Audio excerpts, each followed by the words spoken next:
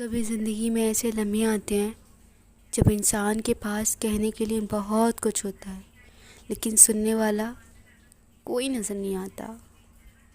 دل میں درد ہوتا ہے، آنکھوں میں آنسو ہوتے ہیں، اور انسان سوچتا ہے کہ میری پریشانی کو کون سمجھے گا۔ لیکن ایک مومن کے لیے سب سے خوبصورت بات یہ ہے کہ اس کے پاس ہمیشہ ایک دروازہ کھلا ہوتا ہے، اور وہ دروازہ ہے اللہ پاک کا۔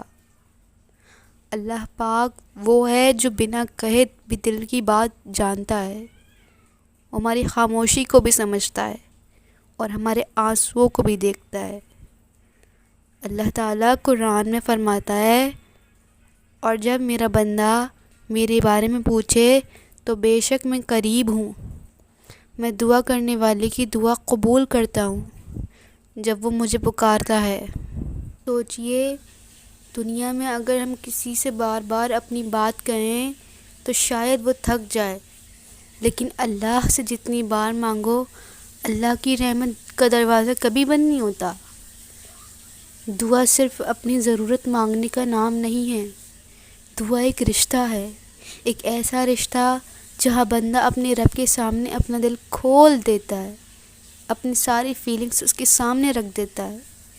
جب کوئی انسان مشکل میں ہوتا ہے اور کہتا ہے یا اللہ مجھے نہیں پتہ میرے لیے کیا بہتر ہے، لیکن تو سب جانتا ہے، تو یہ یقین ہوتا ہے۔ کبھی کبھی ہم کسی چیز کے لیے بہت دعا کرتے ہیں لیکن وہ چیز ہمیں نہیں ملتی، اس وقت تو دل دکھتا ہے، لیکن یاد رکھیے اللہ کا فیصلہ ہماری سوچ سے زیادہ بہتر ہوتا ہے۔ کبھی اللہ وہی چیز دیتا ہے جو آپ مانگتے ہیں، کبھی اس سے بہتر دیتا ہے، اور کبھی کسی آنے والی تکلیف کو ہم سے دور کرتا ہے ان دعاؤں کے ذریعے جو ہم نے رب تعالیٰ سے مانگی تھی۔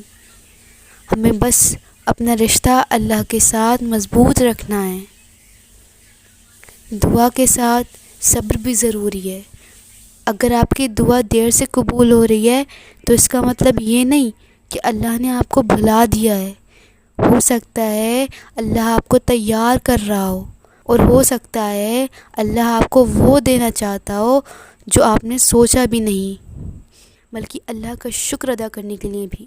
آپ کے دل کو سکون دے، آپ کی گناہوں کو معاف کرے اور آپ کو اپنے قریب کر لے۔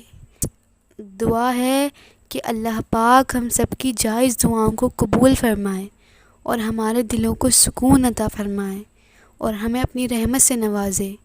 آمین یا رب العالمین۔ السلام علیکم ورحمۃ اللہ وبرکاتہ۔